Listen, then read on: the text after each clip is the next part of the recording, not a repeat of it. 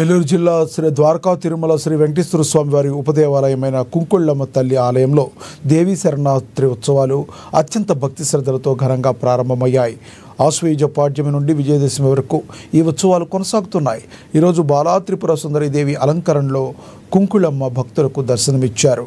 ఈ ఉత్సవాల సందర్భంగా భక్తులు భవానీమాల, కుంకుళమ్మ మాల అధిక సంఖ్యలో స్వీకరించి అమ్మవారి కృపకు పాత్రులయ్యారు. భక్తులు అమ్మవారిని దర్శించుకుని తీర్థ ప్రసాదాలు స్వీకరించారు.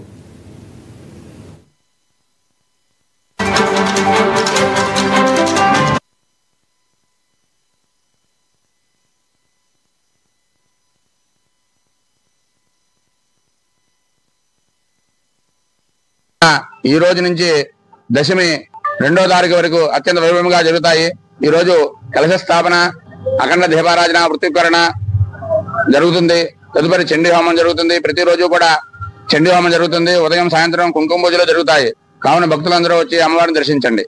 శ్రీ కుంకుళ్ళమ్మ అమ్మవారి దేవీ నవరాత్రోత్సవంలో అత్యంత వైభవంగా ఆశ్వయుజ శుద్ధ పాడ్యమే అనగా ఈ రోజు నుంచి దశమి 2వ తారీఖు వరకు అత్యంత వైభవంగా జరుగుతాయి.